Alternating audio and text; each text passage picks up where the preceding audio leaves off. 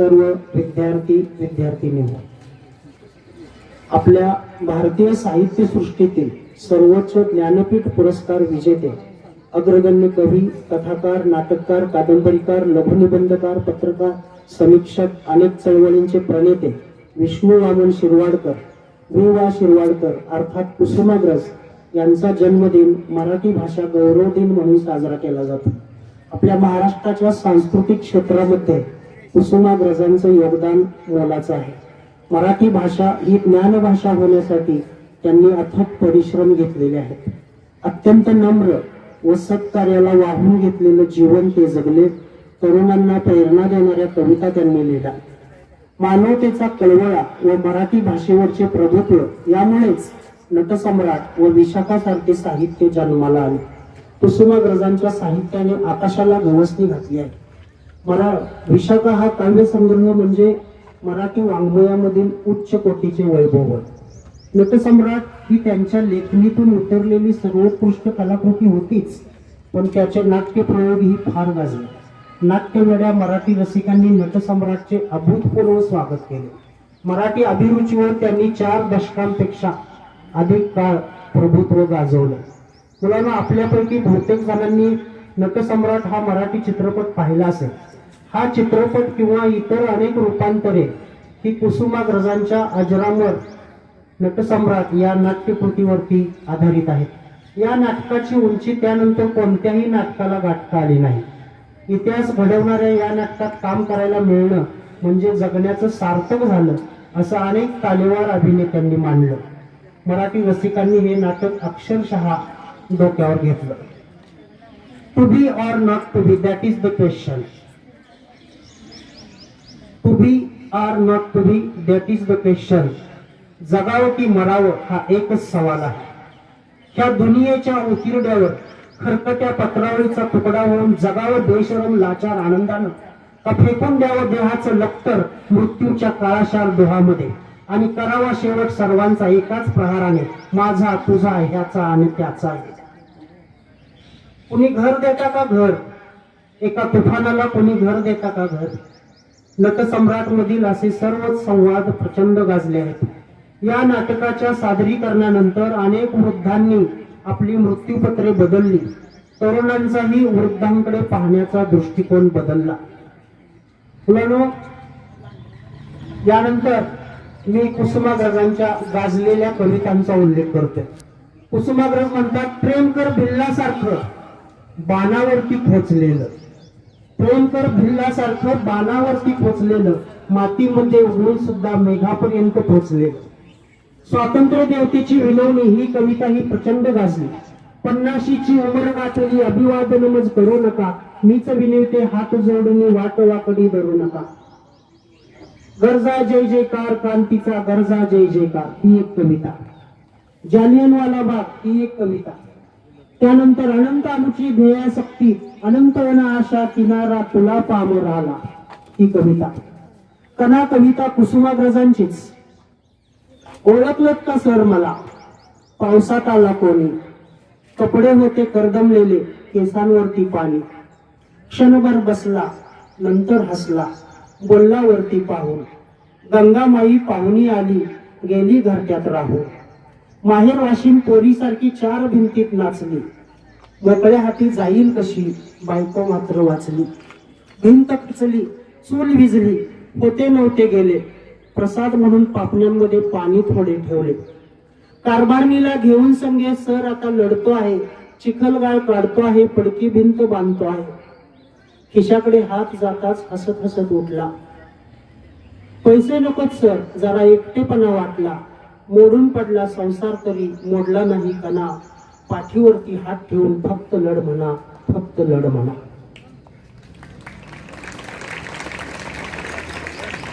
छोट्यांसाठीची त्यांची कविता धमाल मजेदार आहे.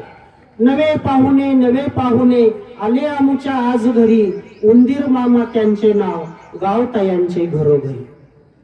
आभार ही त्यांची आणखी एक सुंदर कविता. गवताचे पाते पावसात नाते, थेंबांच्या माळेत मजेत डोलते. गवताचे पाते डोलताना म्हणते, ढगोबा ढगोबा आभार मानते. ढगोबा बोलले, आभार कसले, मी तर पाणी दऱ्यातून घेतले. मग दर्याजीचे आभार मानतात तेव्हा दर्याजी म्हणतात आभार कसले सर्वांनी करावे कर्तव्य आपले.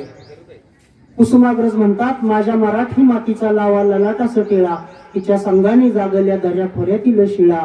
माझ्या मराठी मातीला नका म्हणू ही नदीनं स्वर्ग लोकाहून थोर मला हिचे महिमान.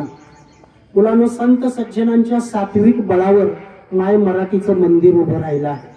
ज्ञानदेवांनी मराठी साहित्याची पायाभरणी केली, नामदेवांनी त्याचा विस्तार केला, एकनाथांनी खांब दिला तर तुकोबा त्याचा कळस झाले. संतांची कविता भक्ती आणि संस्कृती यांची दीपमाळ आहे. भक्तांना आणि विद्वानांना वेड करण्याचं सामर्थ्य ज्ञानेशाच्या ओढीत आहे. संपूर्ण ज्ञानेश्वरी अमृताच्या खाणीसारखी झाली आहे. ज्ञानदेवांचा पसायदान आपण सर्वजण जाणतोच. तुकोबांच्या अभंगाचा आवाका देश धर्म जात पंत याच्या सीमा ओलांडून अखिल मानवजातीला कवेत घेणार आहे. एकनाथांनी भारुडातून, गाडगेबाबांनी कीर्तनातून, ज्योतिबांनी अखंडातून, तुकडोजी महाराजांनी ग्रामगीतेतून, ग्रामीण स्त्रियांनी लोकगीतातून आपल्याला अनमोल ठेवा दिला आहे. बहिणाबाई, प्रत्यात्रे, वि. स. खांडेकर, नासी फडके, गदी माडगुळकर, व्यंकटेश माडगुळकर, अण्णाभाऊ साठे, बाबू बोरकर, नारायण सुर्वे, इंदिरा संत, शांता शेळके, मंगेश पाडगावकर, विंदा करंदीकर, रणजित देसाई, शिवाजी सावंत, वबा बोदे, प्रवीण दवणे, फ. मु. शिंदे, रामदास फुटाणे, राजा मंगळ वेडेकर, किती नावे घ्यावीत. या साऱ्यांनी माय मराठीला समृद्ध केला. प्राध्यापक अशोक बागो म्हणतात माझ्या मराठीचा बोल वाजे काळ जात खोल ओळी मधून पाजरे निळ्या अमृताची ओल.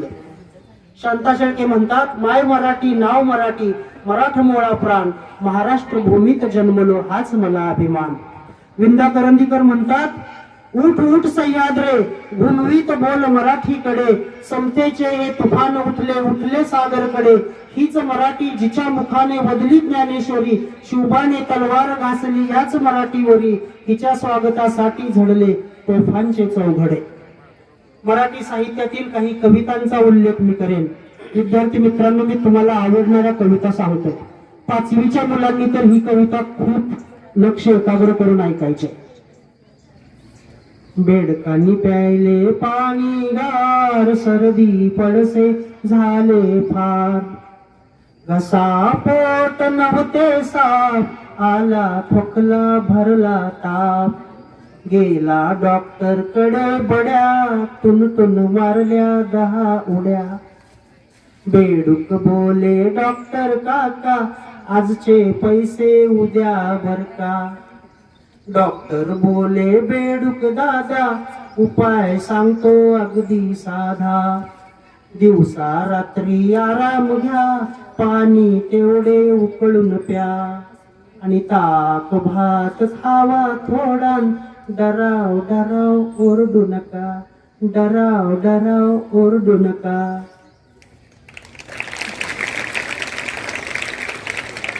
आईच्या कपाटात एवढा एवढा डब्बा एवढ्या डब्यात 100 लाडू कधी मी मागितले आणि तिने ऐकले तर देते किती एकच एक.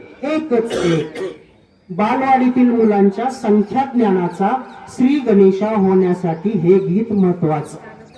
आपली मराठी आहे कशी पावला पावलावर गंमत खाशी झोकदार शब्द आणि जोरदार म्हणी झिम्मड पावसाची गंमत गाणी. तुकारामांचा अभंग ज्ञानदेवांची ओवी शब्दांची दिंडी असे प्रत्येक गावी. सश्याच्या आणि कासवाच्या छान छान गोष्टी सोबतीला गाणारी हिरवी कंच सृष्टी. समानार्थी शब्दांची रांगच रांग विरुद्धार्थी शब्दांचे वेगळेच पान. निबंधाच्या वाड्याची शब्दांवरच भिस्त वाड्याच्या बाहेर शब्दांची गस्त. वाक्याच्या पावसात जोडाक्षराच्या गारा चला चला भिजायला पण सुटलाय जोराचा वारा. आपली मराठी आहे कशी पावला पावलावर गंमत खाशी. एक मुलगा चांदोबाला म्हणतो चांदोबा चांदोबा भागलास का घरचा अभ्यास केलास का. एक मुलगा आईला म्हणतो आईला प्रश्न विचारतो दिवसभर पावसात असून सांग आई झाडाला खोकला कसा होत नाही. एक बालकवी म्हणतो भाऊसाहेब पवार रोज खातात गवार लालाजी लेले गेले ते गेले, दादासाहेब गोरे त्यांना 5 पोरे. मंगेश पाडगावकर म्हणतात, मंगेश पाडगावकरांच्या कविता ऐका, 2-3 कविता खूप छान आहेत. कोंबडीच्या अंड्यामधून बाहेर आलं पिल्लू, अगदी होतं छोट आणि उंचीला हिटिल्लू. कोंबडी म्हणाली, पिल्लू बाळ सांग तुला हवे काय? किडे हवे तर किडे, दाणे हवे तर दाणे, आणून देईल तुला हवे असेल ते खाणे. पिल्लू म्हणाले, दुसरे नको काही, छोट्याशा कपामध्ये चहा भरून दे, मला एका अंड्याचे आमलेट करून दे. वेड कोकरू खूप थकलं, येताना घरी वाट चुकलं, अंधार बघून भलतच भ्यालं, दमून भागून झोपेला आलं, शेवटी एकदा घर दिसलं, वेड कोकरू गोड हसलं, डोकं ठेवून गवताच्या उशीत हळूच शिरलं आईच्या कुशीत. खेकडा कसा चालतो आपण सगळ्यांनी पाहिला आहे. एक होता खेकडा, तो चालत असे वाकडा, एकदा आपल्या मुलाला तो चिडून म्हणाला, ध्यान बघा कसे हेंगाडे, पाय टाकतो फेंगाडे. मुलगा म्हणाला चालू कसा, खेकडा म्हणाला असा असा. म्हणजे मंगेश पाडगावकरांची मची कविता आहे का, अडम तडम स्टुलावर चढम, सांभाळून चढम नाहीतर पडम धडम धडम. इंदिरा संत माळरानावर फुलणाऱ्या गवत फुलाला, रंगबिरंगी गवत फुलाबद्दल म्हणतात, रंग रंगुल्या सान सानुल्या गवत फुला रे गवत फुला, असा कसा रे मला लागला सांग तुझा रे तुझा लळा. विंदांची कल्पक रचना आहे का, विंदा करंदीकर.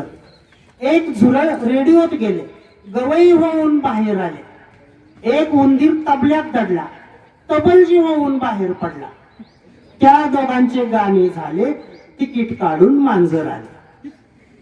विंदांची परीची कविता देखील मस्तच.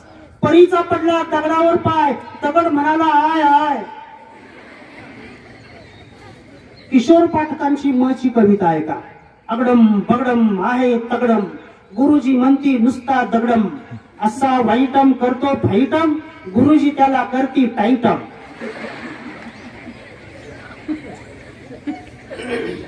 राजा मंगळवेडेकर म्हणतात, म्हणे एका गावात पंख आहेत मुलांना, उडत उडत जाऊन शिवून येतात ढगांना.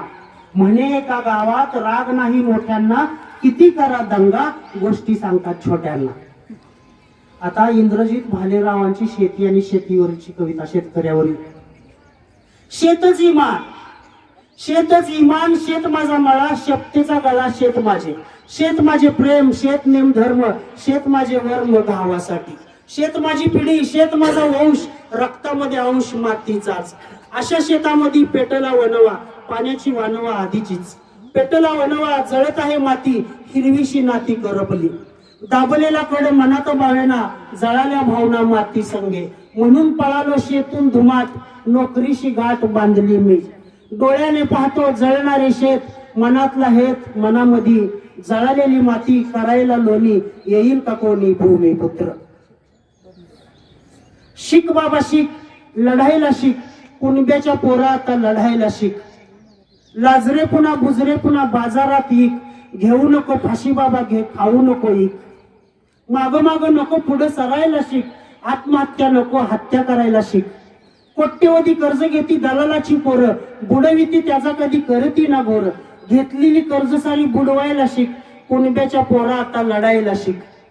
उंटावून शेळ्या हा की सरकार शहाण, त्यांच्यामुळे जीव तुझा पडला गहाण. निवडून दिलं त्याला पाडायला शिक, कुणब्याच्या पोरा आता लढायला शिक. जातीलही दिस आणि होईलही ठीक, उद्या तुझ्या शेतामध्ये उधानेलं पीक. गाळलेल्या घामासाठी रस्त्यावर टीक, शिक बाबा शिक, लढायला शिक, कुणब्याच्या पोरा आता लढायला शिक.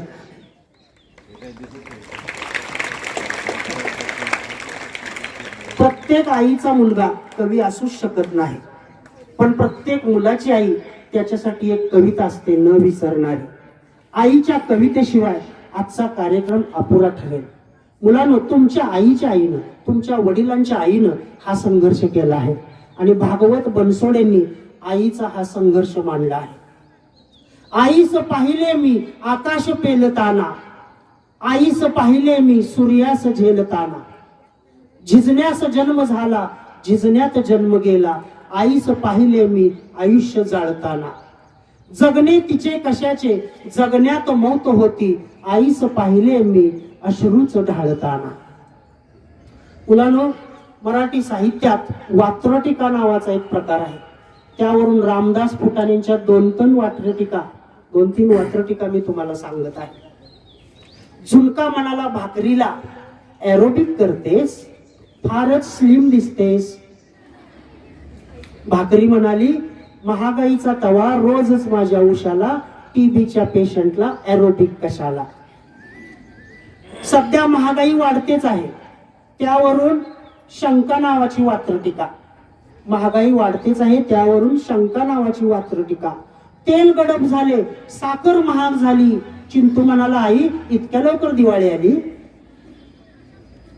मुलाच्या शाळेतील प्रवेशासाठी आईनं 16 सोमवार केले, बापाने 16 शनिवार केले.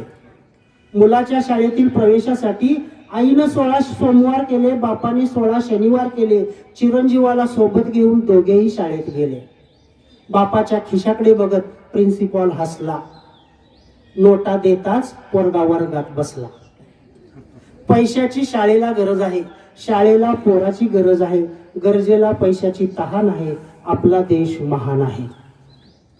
यानंतर मी मराठीमधील आपल्या काही गाजलेल्या अजरामर भावगीतांचा, भक्तिगीतांचा आणि गाण्यांचा उल्लेख करणार आहे. पैल तो गे काहू कोकता है, शकून गे माहे सांगता है. पैल तो गे काहू कोकता है, उड उड रे काऊ, तुझे सोन्याने मडीन पाऊ.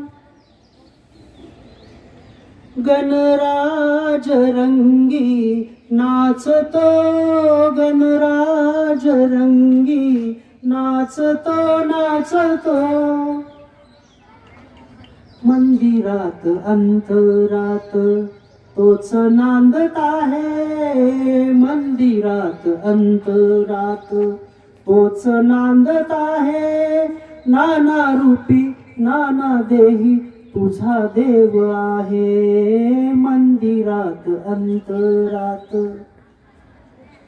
विठू माऊली तू माऊली जगाची, विठू माऊली तू माऊली जगाची. माऊलीत मूर्ती विठ्ठलाची, वृक्षवल्ली आम्हा सोय रे वनचरे. त्या बाजूला मुलं बोलतायत पा. केशवा माधवा तुझ्या नामात रे गोडवा, तुझ्या नामात रे गोडवा. आनंदाची डोही आनंद तरंग, आनंदाची डोही आनंद तरंग. ओंकार स्वरूपा सद्गुरु समर्था, ओंकार स्वरूपा सद्गुरु समर्था. अनाथांच्या नाथा तुझ नमो.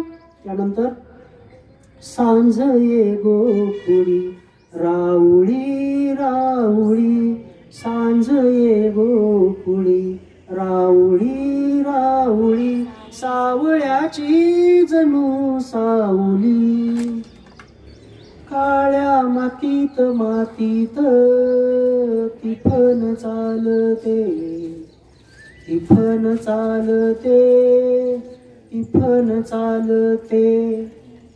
राजा ललकारी अशी दे, हाक दिली साद मला दे. राजा ललकारी अशी दे. दिस जातील दिस येतील, भोग सरल सुख येईल.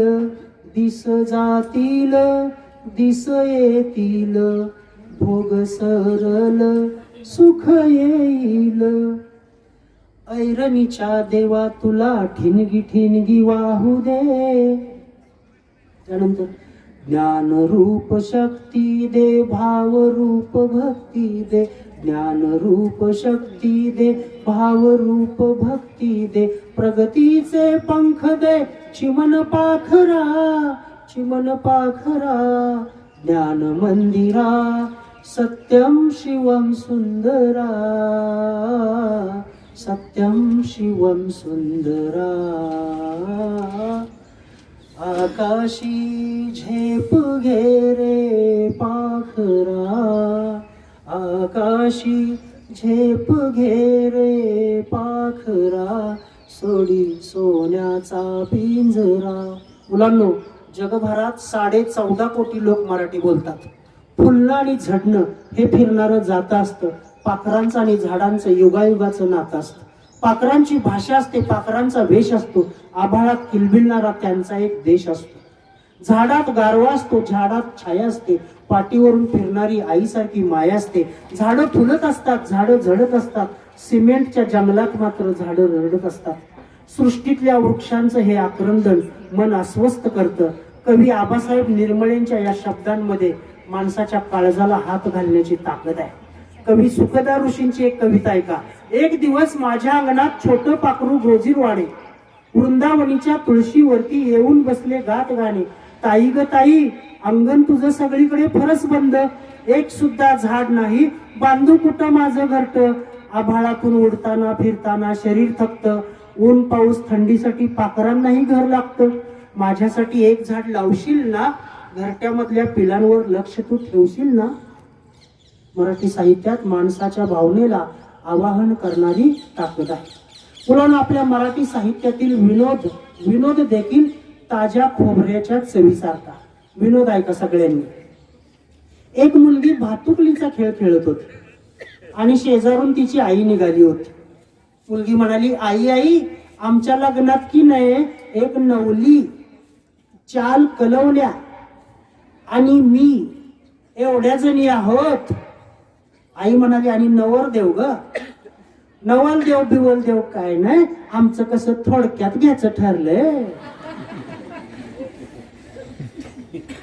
चिंटू धावत धावत शाळेतून आला, दप्तर भिरकावलं, आईला हाक मारली. मोलकरीण बाहेर आली. ही चिठ्ठी दिले बाई साहेबांनी. बघू काय लिहिलंय. आम्ही दोघे खरेदीला बाहेर जात आहोत, उशीर होईल. चिंटूने त्या चिठ्ठीच्या कोपऱ्यावर एक ओळ लिहिली. चिठ्ठी मोलकरणीकडे दिली. आईला दे आल्यावर. आई बाबा बाहेरून आल्यावर त्यांनी चिठ्ठी वाचली. त्यात लिहिले होते, अक्षर सुधारावे, समाज सोडावा. तुम्ही शाळकरी मुलं तर फारच हुशार. एक मुलगा दुकानापुढून चालला होता. दुकानाबाहेर फलक ठेवला होता.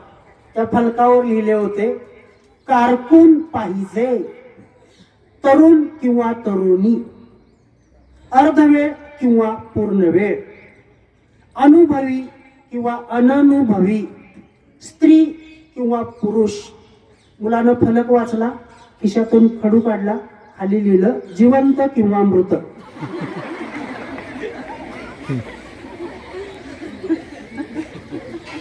मुलांनो, नाट्याचार्य कृष्णाजी प्रभाकर खाडीलकर, नाट्याचार्य कृष्णाजी प्रभाकर खाडीलकर यांनी लिहिलेल्या संगीत सावित्री या नाटकाचा प्रयोग मुंबईतल्या दामोदर हॉलमध्ये होता.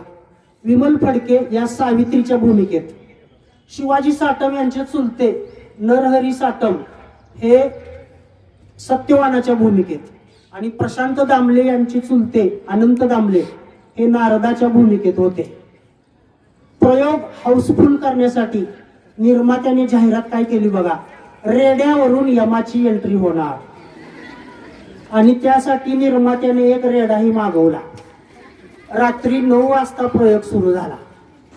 प्रवेशातील दुसऱ्या अंकातील प्रवेशात लाकडे तोडताना कुऱ्हाडीचा घाव बसल्यामुळे सत्यवान गतप्राण झाला. गतप्राण झाला म्हणजे मेला. तेवढ्यात यमाची रेड्यावरून एंट्री झाली. यमाची रेड्यावरून एंट्री झाली, त्यावर प्रेक्षकांनी टाळ्यांचा कडकडाट केला. त्याबरोबर रेडा बिथरला. त्याने जोराचा हिसडा मारून यमाला खाली पाडला. त्यानंतर रेड्याने हार्मोनियम वादक, तबलजी आणि सारंगीवाला यांच्याकडे आपला मोर्चा वळवला. ते तिघेही घाबरून स्टेजवरून उड्या टाकून पळाले. सावित्री रंगमंचावर रडण्याचा अभिनय करत होती. रेड्याचा अवतार पाहून तिने जोरदार किंकाळी फोडली आणि सत्यवान तो तर गतप्राण होऊन शेजारी पडला होता. रेड्याचा हा प्रताप पाहून मेलो मेलो असे ओरडत तो विंगे बाहेर पडू लागला. आधीच गतप्राण झालेला सत्यवान मेलो मेलो असे ओरडत पळत जात असल्याचे पाहून सारे प्रेक्षक हसत होते. नंतर पडदा पडला. अर्ध्या तासानंतर नाटक पुन्हा सुरू झालं, मात्र रेड्याशिवाय. मुलांनो, खेडेगावातील लग्नातील रूढी परंपरा याची माहिती नसली की कशी फजिती होते याचा भारदार किस्सा. प्रसिद्ध अभिनेते व एक पात्री कलावंत राम नगरकर मुंबईत लहानाचे मोठे झाले. नगरकर यांचा विवाह नगर जिल्ह्यातील पारगाव या गावी झाला. त्या काळी लग्न 3-4 दिवस चालत असे. आदल्या दिवशी नगरकर यांचा विवाह झाला होता, त्यामुळे ते पाहुण्या रावळ्यांसकट मंडपातच झोपले होते. झोपेतून उठल्यावर त्यांनी तंबाखूचा बार भरला आणि आपल्या मावस बहिणीकडे परसाकडे जाण्यासाठी तांब्या मागितला. पण बराच वेळ झाला तरी त्यांना तांब्या काही मिळाला नाही. त्यामुळे त्यांनी आपल्या मावशीकडे 2-3 वेळा तांब्याची आठवण करून दिली, पण काही उपयोग झाला नाही. तेवढ्यात वराडातील बाबू तात्या तेथे बैलगाडी घेऊन आला. त्याला पाहताच मावशी म्हणाली, अरे बाबू, नवरदेवाला परसाकडे कधी नेणार आहेस? त्याच तयारीनिशी आलोय ना व. ही काय बैलगाडी आणली या? बैलगाडीतून परसाकडे जायचे या कल्पनेने नवरदेव ही एकदम खुश झाला. गाडीत सतरंजी हातरत बाबू तात्या जोरात ओरडला, ए करवल्या कोट्या आहेत, वाजंत्र्या नाही बोलवा की, आणि ती नवरी कोटी गेली तिलाही बोलवा की. परसाकडे जायचे आहे आणि सोबत नवरी, करवल्या, वाजंत्री. हे ऐकून नगरकर दचकले. थोड्याच वेळात सर्व लवाजमा गाडीत बसला आणि परसाकडची ही वरात चक्क गावातून मिरवत वेशी बाहेर आली. आता काय होणार याची काळजी नगरकर यांना लागली होती. आणि ही वरात बैलगाडी गावाच्या बाहेर आली आणि मग लव्या जम्यापैकी एक जण म्हणाला, हा थांबा इथंच. नवरा नवरी खाली उतरले. दोघांच्या हातात पाण्याचा एक तांब्या दिला. या माझ्या माग. मगाचाच माणूस म्हणाला, थांबा.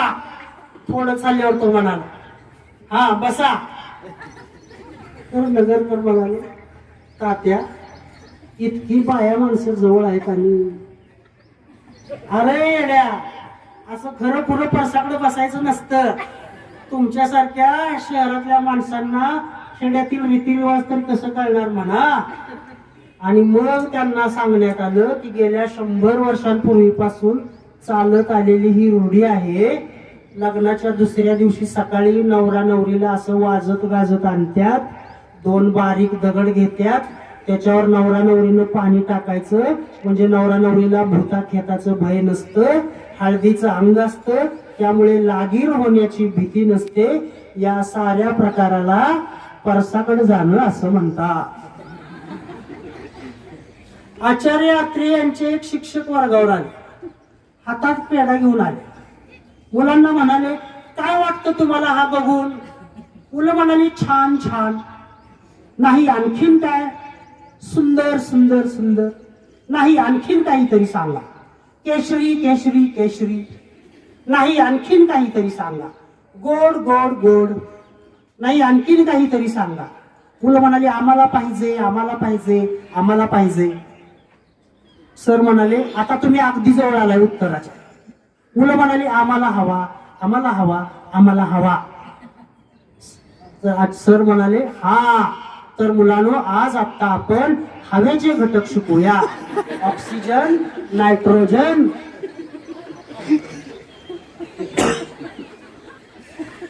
मुलांनो, मराठीतील म्हणी तर अनुभवाच्या खाणे आहेत. आपल्या मराठी म्हणी ज्या आहेत त्या अस्सल खाणे आहेत. तुम्ही खोबरे सरांना स्वतंत्र भेटा, त्यांच्याकडे म्हणीच्या ज्या खाणे आहेत त्याची खाणच आहे. आणि खोबरे सरांच्या म्हणी ह्या तुम्हाला हसवून सोडतील अशा आहेत. आता मी काही म्हणी उदाहरण दाखल, कार्यक्रम आहे म्हणून नमुना दाखल 2-3 म्हणी सांगतोय तुम्हाला. अति तिथे म्हणजे कोणत्याही गोष्टीचा अतिरेक नुकसानकारक ठरतो. अति शहाणा त्याचा, जो माणूस जादा शहाणपणा करायला जातो त्याच्या हातून काम बिघडतं. असतील शिते तर आपल्या भरभराटीचा काळ असेल तेव्हा सभोवताली माणसं गोळा होतात. अडला हरी म्हणजे शहाण्या माणसाला मूर्खाची विनवणी करावी लागते. आधी पोटोबा स्वतःच्या स्वार्थाचा पोटाचा आधी विचार करावा, मग इतरांचं बघावं. आंधळा मागतो एक डोळा, देव देतो म्हणजे किमान लाभाची अपेक्षा असताना अपेक्षेपेक्षा अधिक लाभ होणं. इकडे आड तिकडे दोन्ही बाजूंनी अडचणीत सापडणं. एक ना धड भाराभर सगळी सर्व कामं एकाच वेळी हाती घेतल्यामुळे शेवटी कोणतंच काम नीट पूर्ण होणं. ऐकावे जनाचे करावे तर नाही त्याला डर कशाला. कामापुरता मामा, गरजेपुरता गोड बोलणारा माणूस, घरोघरी मातीच्या चुली, सर्वत्र सारखीच परिस्थिती असणे आणि हातावर तुरी देणे म्हणजे फसवून पडून जाणे. आणि ही म्हण सगळ्यात शेवटी महत्वाची आहे, लक्षात ठेवा. कोणती म्हण? त्या म्हणीचा अर्थ माझ्या लक्षात आहे, म्हणीचं नाव नाही पा. दुर्गुण असा झाकली मूठ 1.25 लाखाची, झाकली मूठ 1.25 लाखाची म्हणजे दुर्गुण असले तरी प्रकट करू नयेत. मुलांनो, मराठीचं शब्द सामर्थ्य जिद्दीच्या केवळ 4 उदाहरणांनी तुमच्या पुढे ठेवतोय आणि मी थांबणार आहे. केवळ 4 उदाहरण आहेत. मुलांनो, एक सत्य घटना आपल्या समोर ठेवतो. ही घटना आहे अमेरिकेतील. अमेरिकेतील एका 18 वर्षाच्या तरुण मुलीला कुष्ठरोग झाला होता. तिच्या अंगातील थायरॉइड नावाच्या ग्रंथी काम करत नव्हत्या. तिचं अंग सुजू लागलं होतं, डोक्यावरचे केस गळून गेले होते, हातापायाची बोटं झडू लागली होती. अंगाला कुठे खाजविले किंवा टाचणी टोचवली तरी अंगातून रक्ताच्या चिळकांड्या उडत होत्या. एका खोलीतून दुसऱ्या खोलीत नेत असताना 4 माणसांची गरज लागत होती. डॉक्टरांनी निर्वाणीचा इशारा दिला. तिचे 2 पाय 2 हात कापले तरच ही जिवंत राहील. घरातील सर्वजण हादरून गेले. काय करावे ते समजेना. तेव्हा ही मुलगी डॉक्टरांना म्हणाली, डॉक्टर तुम्ही घाबरू नका, तुम्ही उपचार चालू ठेवा, मला खात्री आहे मी नक्की बरी होणार. त्या मुलीनं प्रथम मजबूत केल्या मनाच्या भिंती. तिच्या मनाने ध्यास घेतला, आपण बरे होऊ शकतो. हळूहळू शरीर उपचाराला साथ देऊ लागलं. ती मुलगी बरी झाली. मुलांनो, डॉक्टरांना धीर देणारी ही मुलगी काय धीराची असेल याची कल्पना आपण करू शकतो. पण ही कहाणी इथे संपत नाही. त्या मुलीला स्वप्न पडू लागली की आपण सुसाट वाऱ्याच्या वेगानं धावतोय. म्हणून त्या मुलीनं धावण्याचा सराव सुरू केला. सराव 1 नाही 2 नाही तब्बल 7 वर्षे केला. ही मुलगी दररोज न थकता न थांबता 8 तास सराव करीत राहिली. 1992 साली बार्सिलोना येथे भरलेल्या ऑलिम्पिक स्पर्धेत ही मुलगी इतक्या वेगानं धावली की जगातील पहिल्या क्रमांकाचं सुवर्ण पदक तिनं मिळवलं. एवढेच नव्हे तर जगात प्रस्थापित झालेले सर्व उच्चांक मोडून टाकले. त्या मुलीचं नाव गोयल डेवर्स. मुलांनो, यशस्वी होण्यासाठी अशा मेहनतीची गरज आहे. दुसरी घटना आहे ग्रीस देशातील. एकेकाळी ग्रीस देशात वक्तृत्वाला आणि वक्त्याला फारच महत्व प्राप्त झालं होतं. त्यावेळी त्या काळी आजच्या सारखी प्रसार माध्यमं उपलब्ध नव्हती.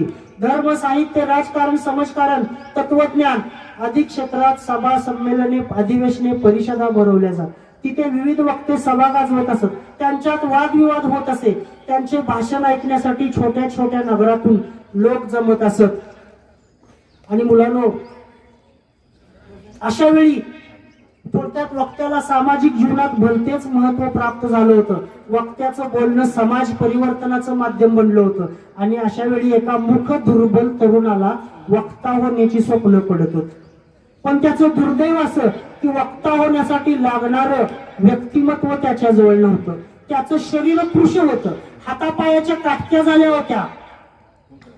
चेहऱ्यावर तेज नव्हतं, त्याचं व्यक्तिमत्व प्रभावी नव्हतं, अंगात शक्ती नव्हती, त्याला नीट बोलताही येत नव्हतं, तो तोतरा बोलत होता, बोलताना शब्द तुटत होते, शब्दांचे योग्य उच्चार करता येत नव्हते, आवाज चिरका वाटत होता, उच्चारात स्पष्टता नव्हती, सलग 5-6 वाक्य बोलताना दम लागत होता. थोडक्यात त्याने बोलत राहावे आणि इतरांनी ऐकत राहावे असे त्याच्याजवळ काहीच नव्हते. तरीही त्याच्याजवळ एकच जमेची बाजू होती, ती म्हणजे त्याचे मन. त्याच्या मनाची धाव फारच मोठी होती. त्याच्या मनाची धाव फारच मोठी होती. मोठे मन आणि दुबळे शरीर हा तिढा होता. हा तिढा सोडवायचा कसा याची त्याला चिंता होती. पण तो चिंता करीत बसला नाही. त्याचं मन तो स्वप्न पाहू लागला. मोठा वक्ता झाल्याची स्वप्नपूर्तीसाठी त्याचं मन मोठं मोठं होत गेलं. धावत्या मनामागे दुबळे शरीर फरफटायला लागलं. त्याच्या मनाचा वेग एवढा प्रचंड होता की कटपुतळी बाहुलीप्रमाणे त्याच्या धावत्या मनामागे त्याचं दुबळं शरीर ओढलं गेलं. मुलांनो, त्याला उत्तम वक्ता बनायचे होते. आपला आवाज भारदस्त करायचा होता. म्हणून त्यानं अभ्यासात नियोजन केलं. वक्ता होण्यासाठी त्याने जाणीवपूर्वक अभ्यास केला, नियोजन केलं आणि नियोजनाप्रमाणे कामाला लागला. आपला आवाज आणि हावभाव भारदस्त करण्यासाठी तो एका नाटक कंपनीत गेला. तिथे त्याने पडेल ती कामे केली. ही कामे करताना नटाचे अभिनय, नटाची तालीम, नटाचे शब्दोच्चार, वाणीची मार्दवता आदी मुद्द्यांचा नीटपणे अभ्यास केला. एक एक सूत्र तो उलगडू लागला. पण हे सर्व आत्मसात कसे करायचे म्हणून त्याने धावण्याचा सराव सुरू केला. दररोज टेकडी चढू लागला, टेकडी उतरू लागला, धावत टेकडी चढू लागला, धावत टेकडी उतरू लागला. ज्या हातापायांच्या काटक्या झाल्या होत्या त्या हातापायात शक्ती येऊ लागली. 2-3 वर्षात हातापायात शक्ती आली. शरीर मजबूत दिसू लागलं. पल्लेदार वाक्य बोलण्याचा तो सराव करू लागला. धाप न लागता पल्लेदार वाक्य बोलू लागला. त्याला उत्तम वक्ता बनायचे होते.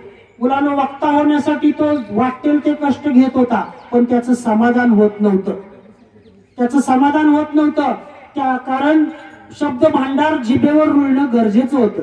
यासाठी त्याने थुसिडिडीस या लेखकाचे ग्रंथ वाचून काढले.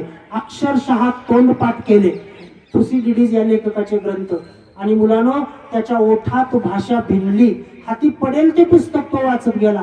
त्याचा ज्ञानसाठा हळूहळू इतका समृद्ध झाला की हजारोनी लोक त्याचं भाषण ऐकण्यासाठी जमू लागले.